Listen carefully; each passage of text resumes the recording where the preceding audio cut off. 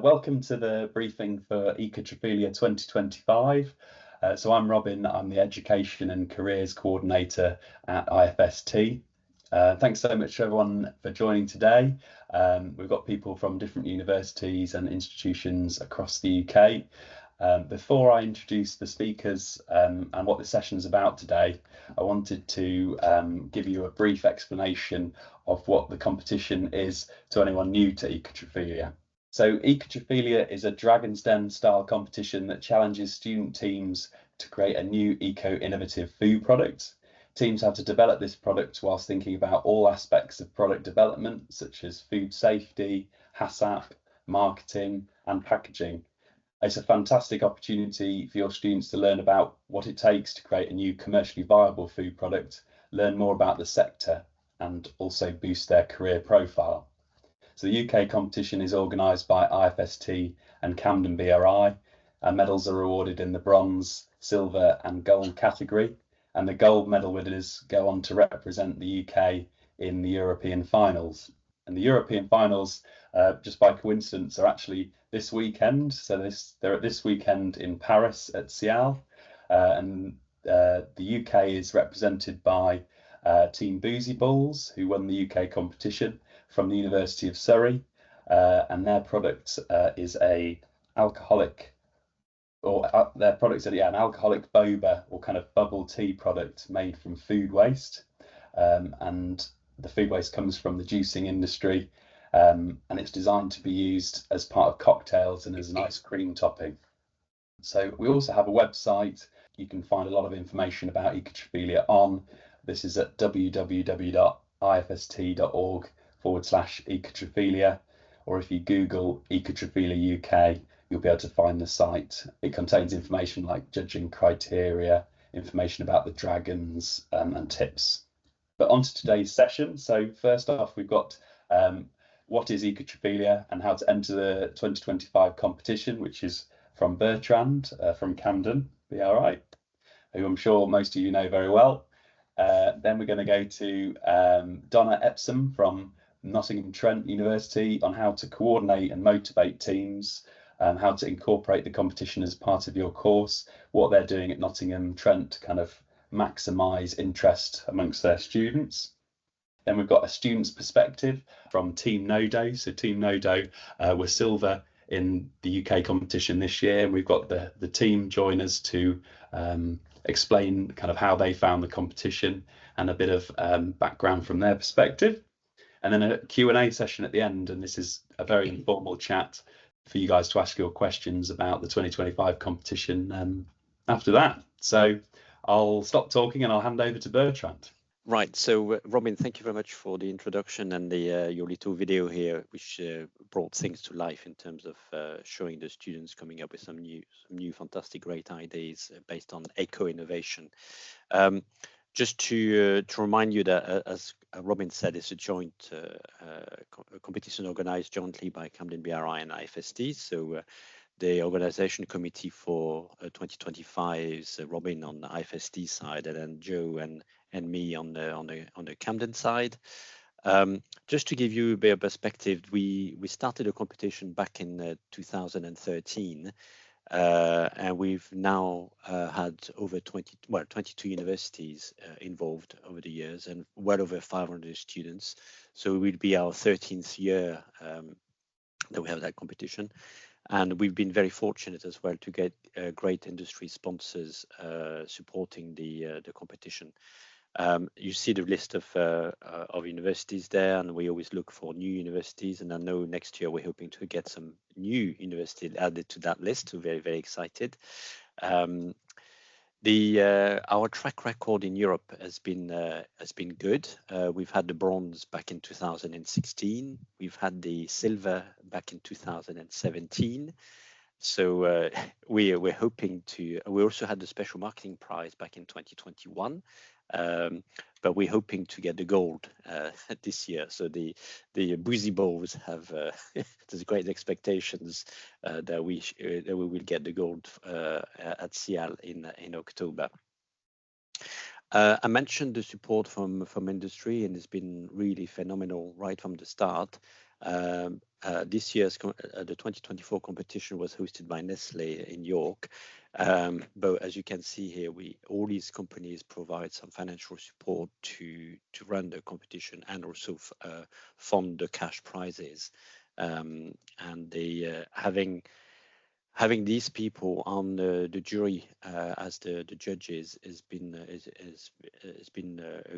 great for everybody, because the students get to meet these senior people from this industry, and for the industry it's a great way as well to identifying some of the emerging talents, and it's a bit like a recruitment fair as well. So a lot of people have ended up working with some of the sponsors afterwards. Just a shout out to primarily the judges, because what happens is that the students would start produce their dossier, and then the dossier needs to be Robin will share the actual timetable in a minute, but the principle is that the students should be starting to work on their product ideas basically now, and then they need to produce their dossier that needs to be submitted around Easter, and then they'll be shortlisted, and up to 7 teams will make it to the final. But the shortlisted, the judges that are involved in the shortlisting are the one reading all the dossier and then selecting the top 7. So just to acknowledge their work there, which is phenomenal. Just to give a bit of an idea of who sits around the Dragon's Den. In effect, this year we had this merry group here, and as you can see from all these different kind of senior people from industry there. Again, it's a great way to engage with people from industry and benefit from their expertise. We also so this year, just to give you an idea, we have these teams entered but didn't make it to the 7 finalists, but they got special mentions on the stage during the UK finals. The finalists were these 7. Good selection of different universities there, as you can see, including NoDoh, that we're going to hear from in a minute. And then we awarded the prizes. There's a special prize as well as the gold, silver, and bronze. We have a special awards that Unilever sponsors related to food safety, because the UK finals tend to be around the World Food Safety Day, or not far off. So we always acknowledge the food safety and the importance of food safety in a dossier. So there's a special cash prize from Unilever on that. And then you've got the bronze, silver, and gold prizes, which are cash prizes. And then the winner gets the opportunity to present the UK, not just get a cash prize of £2,000, but also get to present the UK at the European final, which, as Robin said, is at Sial this year. So next year, for 2025, it's highly likely to be at Anuga, because it tends to alternate. So that will be in Germany in October next year. The criteria for judging are well defined, so that you will find that in the documents on the website. But these criteria here about innovation, eco-innovation, industrial feasibility, market credibility, all these criteria are key in terms of what you need to cover in the technical dossier, making sure you addressed all these points to make sure you get maximum scores on each of these. And when you make it to the grand final, the live pitch in the Dragon's Den, the students have 15 minutes to give their presentation, which includes tasting, and then they get 10 minutes Q&A, and then there's some 10 minutes for the judges to mark. But you have 15 minutes to do your pitch, which includes the tasting. So that helps to focus the mind on what are the key messages. Bear in mind all the judging criteria that would be used by the judges. So I would just stop there for now. So that was just a quick whistle tour. Robin, if you can share the timetable, that would be helpful. Yes, so that's the Easter deadline. Well, around Easter, I think it's just after Easter, or the 12 noon on the May the 2nd. Then we announced the shortlisted team up to 7 on the 19th of May. And then the grand final will be at the venue to be confirmed. We're working on a couple of options at the moment, but it will be on the 25th of June 2025, and the European final highly likely to be at Anuga in Germany in October. So, Brill, thanks, Bertrand. That's a bit of an introduction. And now what we said we would do is move on to Donna. And Donna is going to talk about how they coordinate and motivate teams at Nottingham Trent University and how they incorporate the competition as part of their course.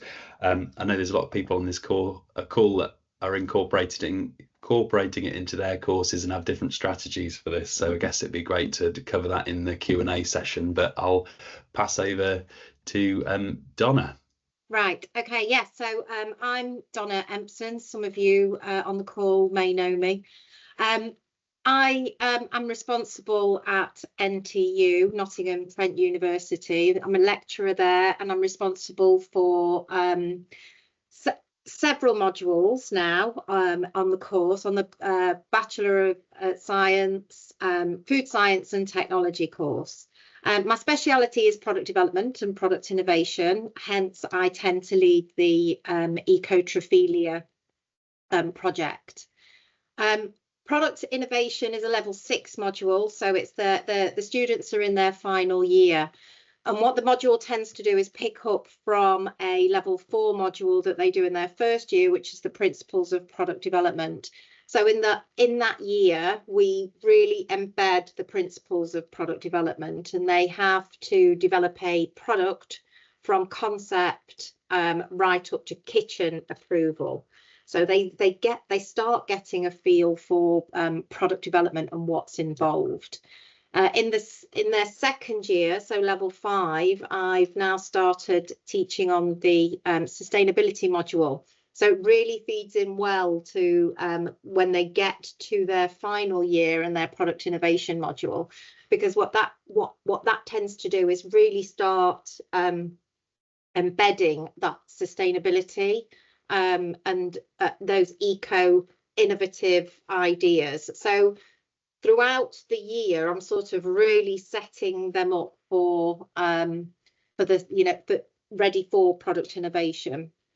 So it's a continuing progress, and what the product innovation module does, it really embeds the knowledge, skills and behaviours needed to design and evaluate new products, basically. So throughout the years, we're really giving the students and the apprentices that scaffolding that they need to be a success in this module. They understand what the other thing that the product innovation module does is it gives them a real industry insight into what happens during product development. And there's a lot of failure within that module, which is good because product innovation is surrounded in failure. And I make it very clear at the beginning of the module that they will have failures, pitfalls, problems, issues, and it's all part of the learning process. The module relies on teamwork. So right at the beginning of the module, which we have just kicked off at the end of September, I do put the students into teams. I don't let them choose their teams. I put them into random teams. So that gives them, again, real insight into working in a team, working with people they've probably never worked with before, again, to really replicate what happens in industry. Within 1 month of starting that, we do the formative, and the formative, I like to call it a baby dragon panel. So they present their ideas as a group as a group. They present their ideas, and what they have to do is they have 25 minutes, so it's much longer than the Ecotrophelia, but they have to present 3 concepts. So they have to present their understanding of the project brief. So that's like a sense check that they've understood the principles of what we're trying to do with product innovation, and the whole brief is around the Ecotrophelia module. So the introductory lecture, for example, I go through the Ecotrophelia brief, which really does replicate what is on that Ecotrophelia brief, which is what is on their summative brief. So they have to discuss what's on that. They discuss their idea generation process, so we can start seeing where the insights have come from. And they have to obviously provide some market information which really supports those proposals. And they come up with 3 shortlisted concepts. And what we'll do there is we'll give them feedback. We don't decide for them what they're going to pursue, but we'll do a sense check against those Ecotrophelia criteria. They then work on that dossier, which is, again, it does replicate the Ecotrophelia dossier. But the summative for them is assessed in 3 areas. It's assessed as the dossier. So again, that basically forms the bones of the Ecotrophelia dossier. What we do find is that once they've finished their summative and they decide to go for Ecotrophelia, there are some amends that need to be made. Just because they've normally run out of time or whatever, but there is always some amends that need to be made. They do their presentation, and that is a full Dragons presentation. We invite lots of industry, senior industry people into that presentation from retailer manufacturers. So it really does, and it's quite a big panel. I try and get at least 12 different industry representatives there. So it's really replicating exactly what would happen at Ecotrophelia.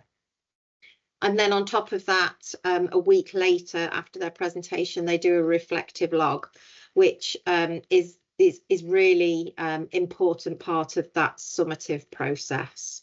And I think it's when they do that reflective log, they really do start thinking about Ecotrophelia, because the worst bits are over. And then they're like, yeah, actually, yes, we could do this. We could go to Ecotrophelia, and that's when the excitement starts to rise, I think, more so than at the beginning of the module. So embedding it into the module, I do talk throughout the module about why it's a good idea to take part. The money is a fairly good incentive at the beginning. But then when they start getting into it, they start to understand the networking opportunities. We talk about who's involved. So we go through all the companies that are involved. And that slide, Bertrand, that you showed with all those different companies, it really hits home that it's a good idea to get involved. We discuss the Dragons and that some of the tough questions that they'll be asking as well. And I do discuss the dates and deadlines with them. Interestingly, the dates and deadlines are a little bit later this year, which from a university perspective is much better, because dissertations and exams should all be out of the way by then. And then I really do tie it in with the module. So I'm constantly referring to the Ecotrophelia website. I show some of those videos as well throughout the module about what Ecotrophelia is. So we're constantly relating it back. And we've had a little bit of success. So this was the first year that I joined NTU. And we had Avina Grains, which was some of the video that you showed, Robin. So we got a bronze that year. And then the 2023, we had 2 teams that applied. We had one team that went through. This was at Sainsbury's head office. And again, we got bronze.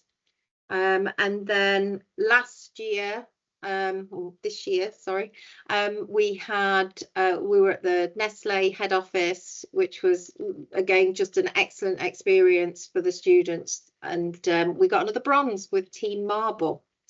So that basically covers what we do here at NTU and how we embed Ecotrophelia into our modules. So back over to you, Robin.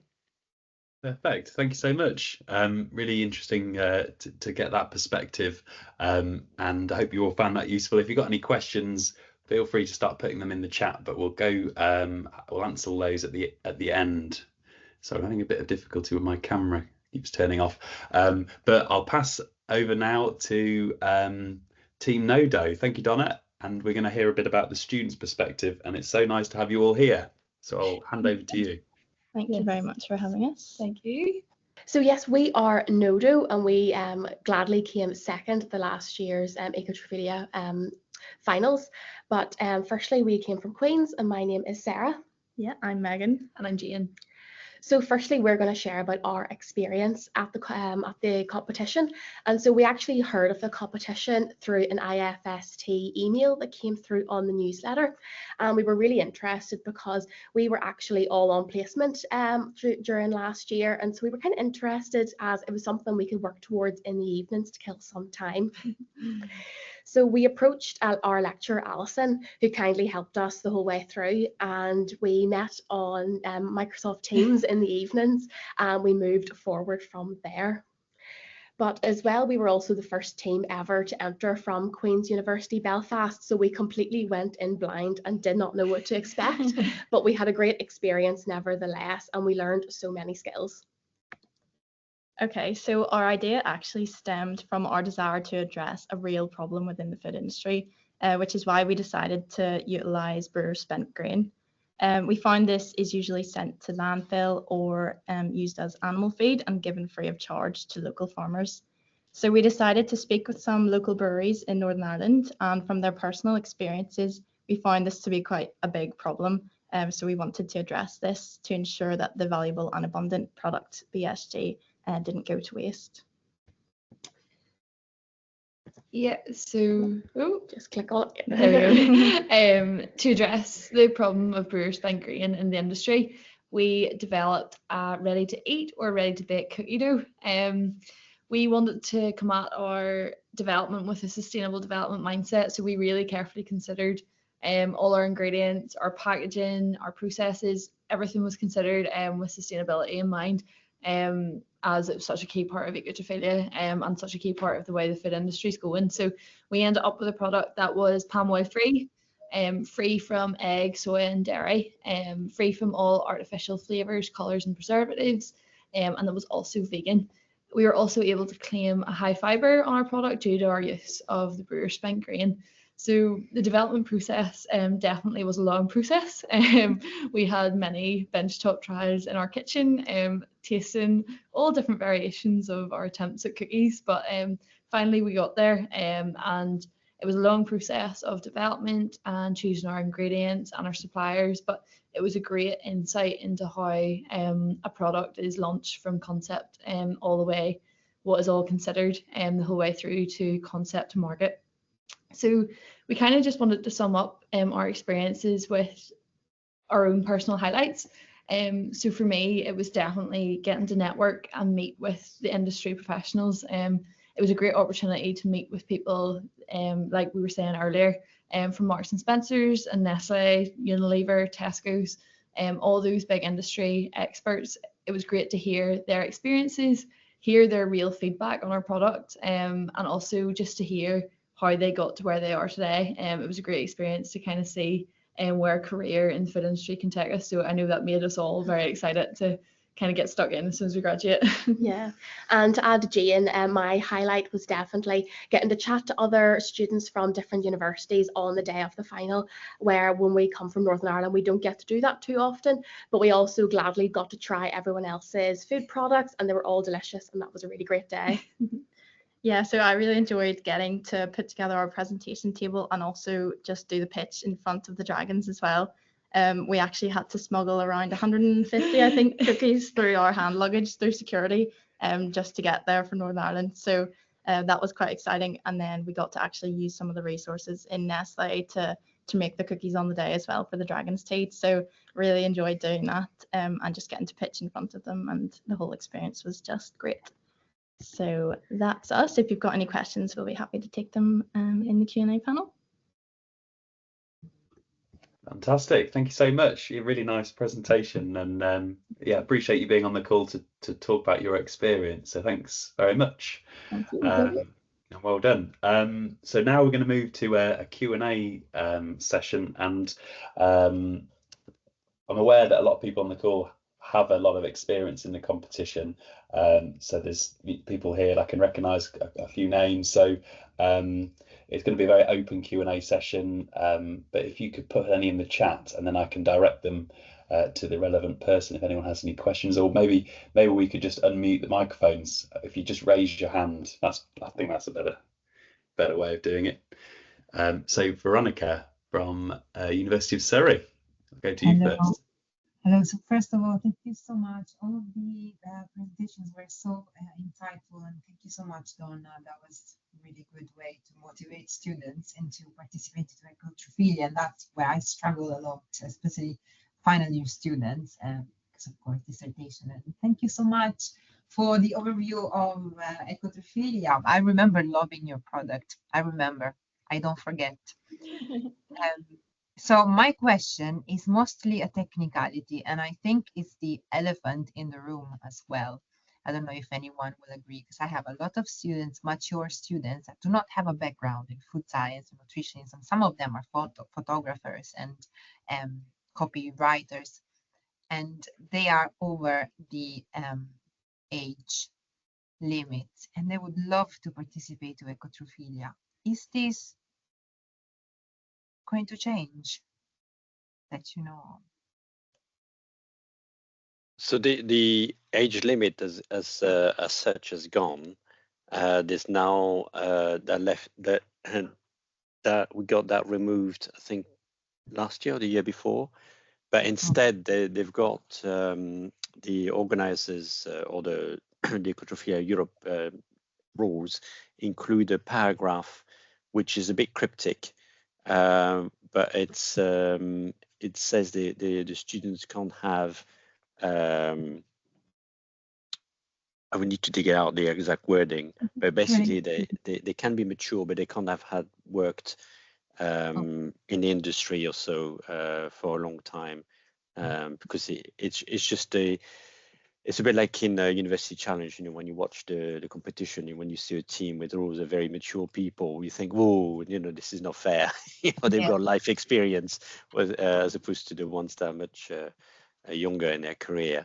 But there's some weasel words that are used in the rules. I need to dig them out. Have you found them, Robin? Yeah, I've just put them in the chat. So it says the competition is made for initial students, PhD students, or students with significant professional experience, in brackets, lifelong learning. People returning to university after long periods of work are not accepted. So that's the wording. But that long period of work, does it mean that professional experience within the food field? And what if they come from a complete different field? What would be your interpretation? Yeah, I mean, I can, Robin, when we meet the organizers at the weekend, we can seek some clarity on this. But I know there was this from previous conversations and previous challenges, because I mean, it's a good thing they removed the actual age limit, because there used to be an age limit. But it's the interpretation of what that lifelong thing is. And then if somebody just was working in a completely different industry and decides quite rightly to come and work in the food industry, which is a good move, they shouldn't be penalized. So we can, we will make a note and take that to the board, Robin, because we've got that golden opportunity, and the timing is impeccable because it's this weekend. So we can ask them. But it's a concept of fairness. I don't know if we can ask the NoDoh team, you know, how you feel if you're against a team of people that you know, have twice your age and twice your level of experience. You know, it might not be directly relevant to the food industry, but is that feeling that, hang on a minute, that's not fair? Yeah. Yeah, I have to agree with you, to be fair. I think it's, there's definitely nothing ever wrong with it, but if you were maybe pitching to people who maybe have been pitched in their career earlier on, you would think you're maybe slightly of a disadvantage. Especially, we definitely found the process encompassed so many different aspects of the food industry. Like, it wasn't just product development. So in terms of marketing, food safety, everything, all the different elements, I feel like any experience could be beneficial in that. So it depends on what the experience was in, I suppose. Yeah, well, you be there as well, Vero, when you? Yes. You be. So we can we can talk to them together. Yeah, I will remind you of that. But yes, thank you so much. And I know it's a topic, especially for universities like yours, where you have a lot of mature students. Yeah, we can do a pincer movement on them. Thank you so much for the question, Vero. I've got another question from Gleb in the chat from Leeds University. In terms of assessment criteria, are they staying the same for 2024? Yeah. As simple as that. They are staying the same. So it's staying the same. I mean, the one thing that changed or got added was the notion of entrepreneurships that sort of got added. Because some of the students are encouraged to take this the entrepreneurship course program, Robin, that you I think promoted to the students, or I think some of the students have taken the course, haven't they? Did you take that one, NoDoh? The entrepreneurship one? Yes. Yeah. Yeah. So that good. So you took advantage of that. So that was the last big addition to the criteria, or the judging thing. But next year will be exactly the same. And related to that EIT entrepreneurship training, I had a question from NoDoh during the little bit before everyone joined. I think there was a question about, can we include that on our LinkedIn and now part of our professional experience? And I think you definitely can. I just need to check if you weren't given a certificate for that entrepreneurship training. I believe you should have been. So we'll send that out to you, and maybe we should be providing some wording about what you can put on your, like what you can call it, etc. So I'll happily do that. Yes. Perfect. We've got another question from Anne Taylor-Vissers at Teesside. Would you mind discussing students having their own business but not food related? I think this is in relation to the first question.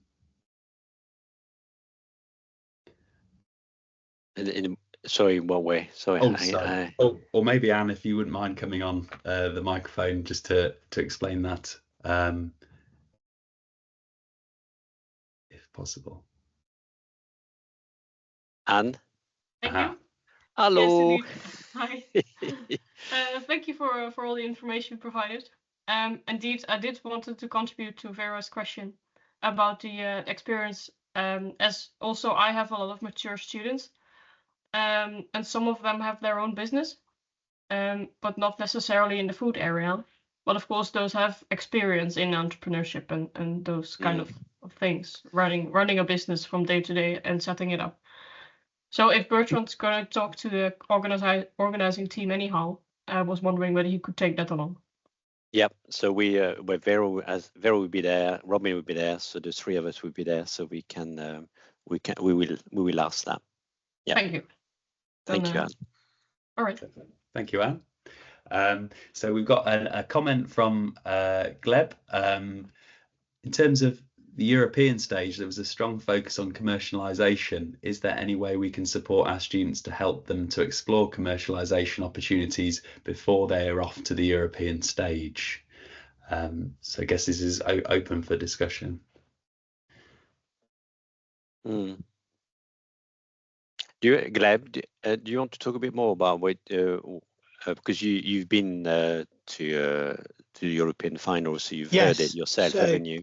So there is obviously the element of a student competition, but we also had groups who had a much more extensive commercialization opportunity. So it's not surprised that we had some from the Balkan countries that were successful. So there were last year we had obviously Serbia was number 2. They won the year before. The year before again in CL there was a Slovenia, a fantastic group. And there is a pattern that I could see is that those teams have some commercialization, let's say, experience. So they've tried to put the product on the shelf of the supermarket, and I can understand that they might have a shorter sort of command between them and commercialization opportunities. So it's kind of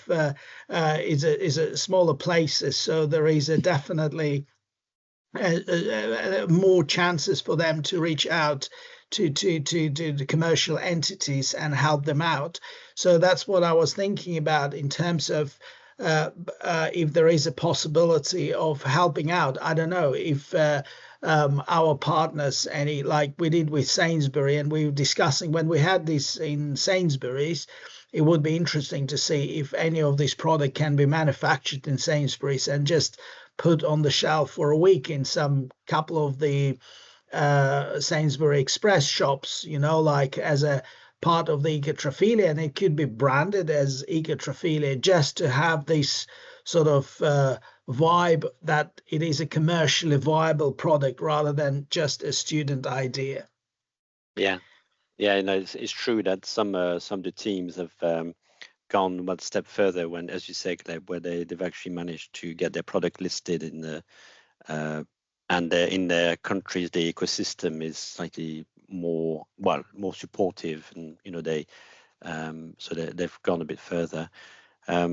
Yeah, it's an interesting concept. We can have a chat to some of the retailers they're supporting to see whether they would be interested in having some kind of trial, like at some of their stores, just and it doesn't have to be, again, it doesn't have to be like rolled out. It can be just a couple of really stores, like like there is a Sainsbury.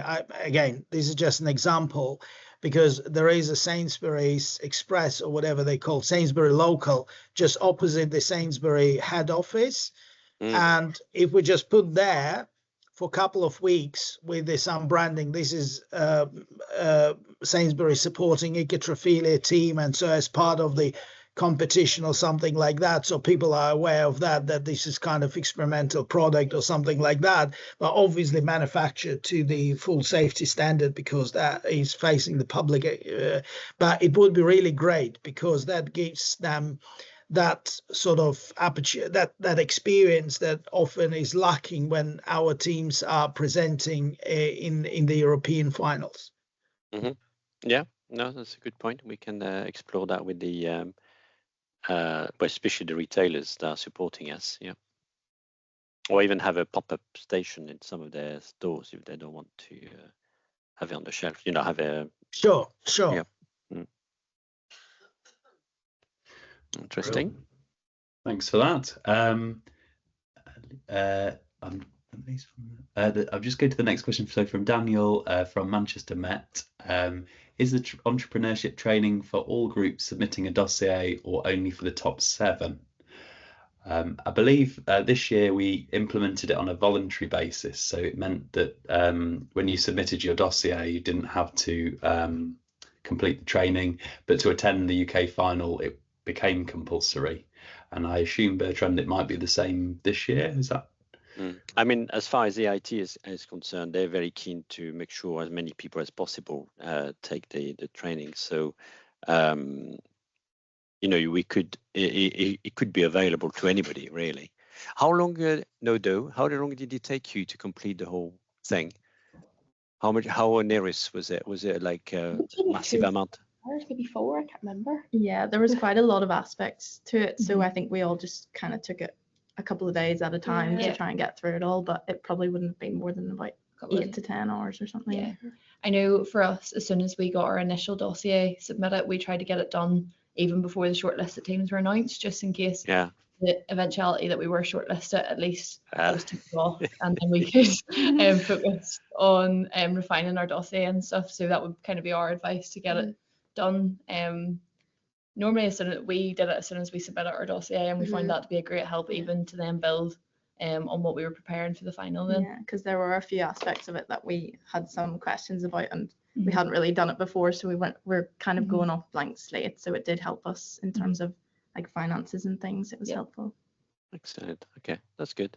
Yeah, so I mean, for me, it's a no-brainer. You know, it's a free training, or in terms of personal development as well. It's a great opportunity to do that as part of the competition. So it adds even more value to the whole thing.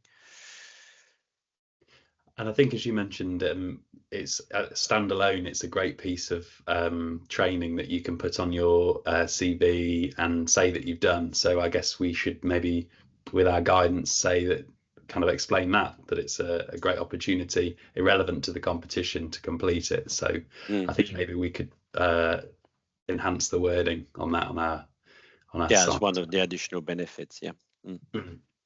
Robin, is there any way we can get sight of what the training involves? Because obviously I'm selling the Ecotrophelia thing into my students, and it'd be great to get an understanding of exactly a little bit more detail of what's involved, so I can sort of tutor the students into it, well, not do it, but tutor them sort of into it, and a little bit more explanation around what they'd have to do.